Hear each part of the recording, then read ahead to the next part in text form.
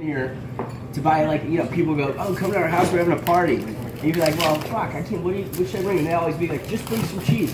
Well, you know, I'm not the guy to go to Trader Joe's and buy cheese. So I would come here and I'd be like, so I went, and the first time I ever walked in here, I remember, I said to Chris, who's gone, and actually just passed away, but I said, hey, I want to get some goat cheese. And he's like this big rough guy, he goes, yeah, what kind of goat cheese do you want? And I'm like, I don't know, dude, I gotta go to this party. And he's like, handed me like 20 different kinds of goat cheese. And I was like, hey man, I just need a piece of goat cheese. I don't care. I just want you to learn about cheese. That's the attitude of this place. They really want to teach you. It's like, you guys are here, but I used to just come here and like hang out. I just came here to hang out and say hi to these guys today. I got my car washed, getting some olive oil, taking some cheese home. But it's like family. So this is like the only place in LA. It's unique. It's impressive. It's the best cheese. So it's really cool. Like, here I am, and now he wants you to drink some wine.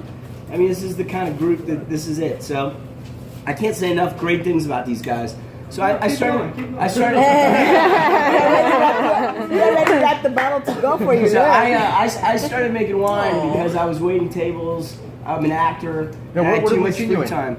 I'm on American Dad. You guys know that? Yeah. You are? Yeah, I play Jeff, this pot-smoking hippie boyfriend. That's awesome. Yeah, so that's me. That's what I was like. And I do a lot of different stuff, but this is something I've been making wine since 2008. I started making it happen. I was making wine in my garage for years, and I couldn't do it anymore. It was too much. And then a friend of mine was married to a rock star and moved up to Los Olivos. I've been going up there since 1990. And by 2006, I finally called the guy and I said, hey, man, if I work for you for free for a year, will you give me some space and make some wine? So I made 3 barrels of wine in '08 under the label Habit. And now 9 years later, I make 7 wines. I make 3,000 cases. So I started with 75 cases back then, and now I make about 3,000 cases. And the wine's in Singapore, Paris, London, Copenhagen, Montreal, Quebec, about 18 states in the U.S. Wow. And these guys are, you know, carry, right now, I think they have 3 or 4 of my wines. It's like, you know, it's neat. I like to just come by when I'm in town. I try to say hi, but this is a really cool wine you guys are going to taste. It's Cabernet Franc.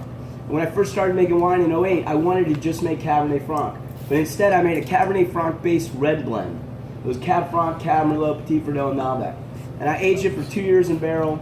And that was like the wine I made every year. And I always wanted to get a little extra Cab Franc to make this, but I never could afford it. I never had enough fruit. And finally, 3 years ago, I was able to get like just about 2 tons. And I made it very differently. So same vineyard, but I make the other wine. But I pick it a couple weeks earlier. Instead of destemming it all, I use mostly whole cluster.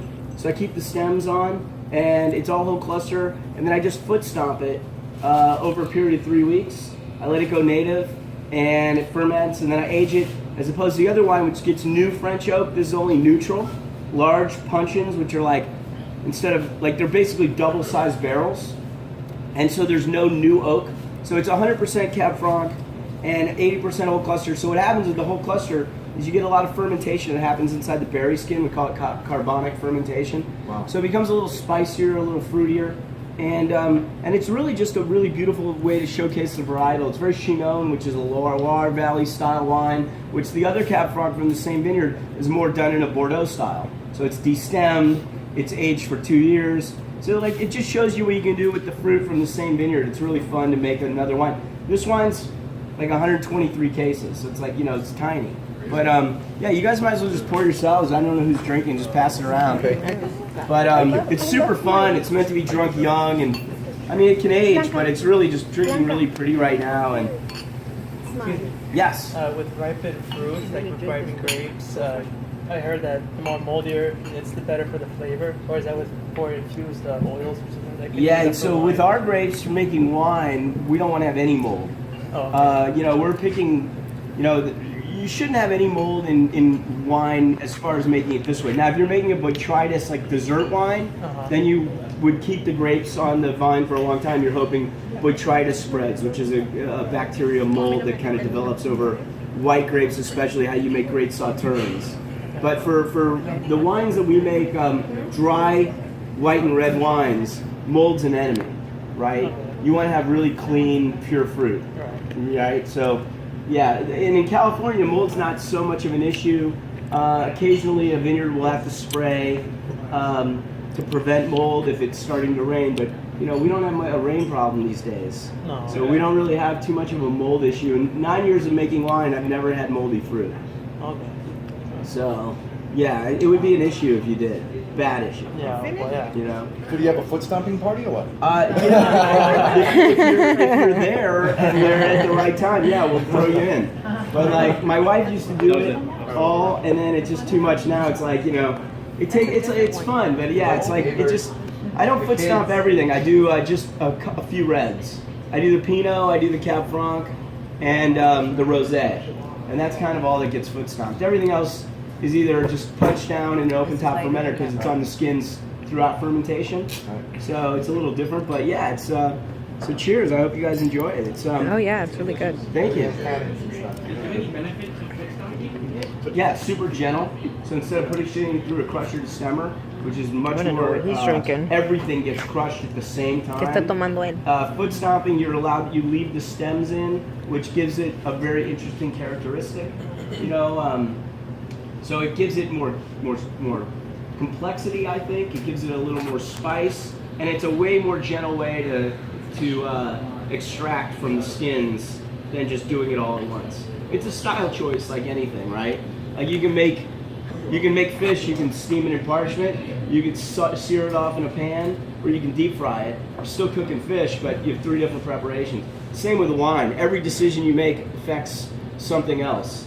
And there's a lot of decisions to be made in the winery from picking, when you pick. So like I can make the same wine from the same vineyard right next to somebody else and it'll taste totally different.